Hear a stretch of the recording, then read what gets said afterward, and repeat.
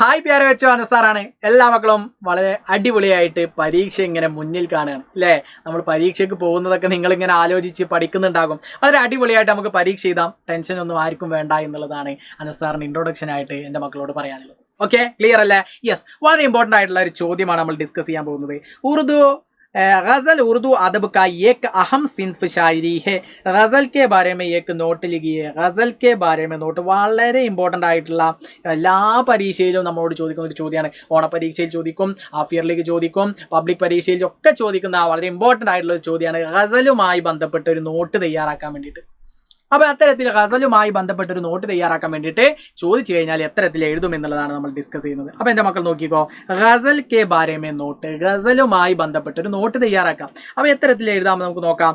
ഗസൽ ഉറുദു ഷായരി കി ഏക് ഖാസ് സിൻഫ് ഹെ.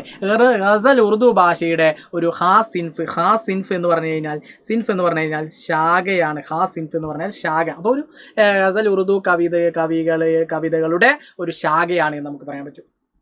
മാത്രല്ല ഗസൽ ഉറുദു ഷായരിക്ക് ആബ്രു ഹേ. ഗസൽ ഉറുദു ഭാഷയുടെ ആബ്രുവാണ് എന്ന് പറഞ്ഞു കഴിഞ്ഞാൽ അഭിമാനമാണ്. ആബ്രു നമുക്കറിയാം അല്ലേ. മാത്രമല്ല പിന്നെ നമുക്ക് പറയാൻ പറ്റും ഗസൽ ഇഷ്കി കി കഹാനി ഹേ. ഗസൽ സ്നേഹത്തിൻ്റെ കഥയാണ് എന്ന് നമുക്ക് പറയാൻ പറ്റും. ഗസൽ എന്താന്ന് പറയാൻ പറ്റും? സ്നേഹത്തിൻ്റെ കഥയാണ് എന്ന് നമുക്ക് പറയാൻ പറ്റും. മാത്രല്ല ഗസൽ കെ പെഹ്ല ഷേർ കോ മത്ലെ കഹത്തെ ഹേ. ഗസലിൻ്റെ ആദ്യത്തെ വരിയെ മത്ലെ എന്ന് പറയാം അല്ലേ. ആദ്യത്തെ വരിയെ എന്താ നമ്മൾ പറയുന്നത്? മത്ല. ശ്രദ്ധിച്ചെൻ്റെ മക്കൾ എന്ത് ചെയ്യണം, ഇത് മനസ്സിലാക്കി വെക്കണം. അതേപോലെ ഗസൽ കെ ആഖിരി ഷീർ കോ മക്ത് കഹത്തെ ഹേ. ഗസലിൻ്റെ അവസാനത്തെ വരിയെ മക്ത് എന്ന് പറയും. വളരെ ഇമ്പോർട്ടൻ്റ് ആയിട്ട് എൻ്റെ മക്കൾ എന്ത് ചെയ്യണം, ഇത് മനസ്സിലാക്കി വെക്കണം. പരീക്ഷ നമുക്ക് മോസ്റ്റ് ഇമ്പോർട്ടൻ്റ് ആയിട്ട് ചോദിക്കുന്നതാണ്. ഇത് വൺ വേർഡിനും നമുക്ക് എന്ത് ചെയ്യും, ചോദിക്കും. പിന്നെ നോക്കേ, ഗസൽ കെ ആഖിരി ഷീർ മേ ഷായർ കാ നാം ഹോത്തെ ഹേ. ഗസലിൻ്റെ അവസാനത്തെ വരിയിൽ, ആഖിരി ഷീർ എന്ന് പറഞ്ഞു കഴിഞ്ഞാൽ എൻ്റെ മക്കൾ മനസ്സിലാക്കിക്കോ, അവസാനത്തെ വരിയിൽ എന്തുണ്ട്? ഷായർ കാ നാം, കവിയുടെ പേരെന്ത് ചെയ്യും, കൊടുക്കും അല്ലേ.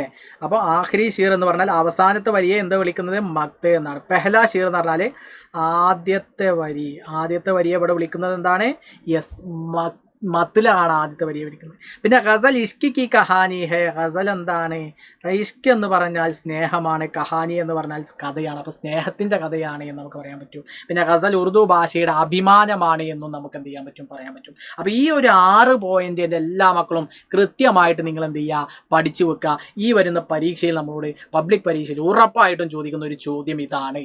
4 or 5 മാർക്ക് നമ്മളോട് ചോദിക്കും. മാത്രമല്ല വൺ വേർഡിലും ഇത്തരത്തിലുള്ള ചോദ്യം നമുക്ക് എന്ത് ചെയ്യാൻ പറ്റും, കാണാൻ വേണ്ടിയിട്ട് സാധിക്കും. അതുകൊണ്ട് സിമ്പിൾ ആൻഡ് ഹംബിൾ ആയിട്ട് എല്ലാ മക്കളും എന്ത് ചെയ്യണം, ഇത്തരത്തിലൊരു ചോദ്യം വന്നാൽ എഴുതിയിരിക്കണം. ഓക്കെ അല്ലേ, ക്ലിയർ അല്ലേ? വളരെ ലളിതമായിട്ട് നിങ്ങൾക്ക് ഈ പോയിന്റ് പഠിക്കാൻ വേണ്ടിയിട്ട് കഴിയുന്നതേ ഉള്ളൂ എന്നുള്ളതാണ് അനസാറിന് പറയാനുള്ളത്. ഓക്കെ അല്ലേ മക്കളെ? എല്ലാ മക്കളും അടിപൊളിയായിട്ട് എഴുതുക. Wish you all the very best. അഗല വീഡിയോ में फिर मिलेगा. सबका बहुत बहुत शुक्रिया. Bye bye.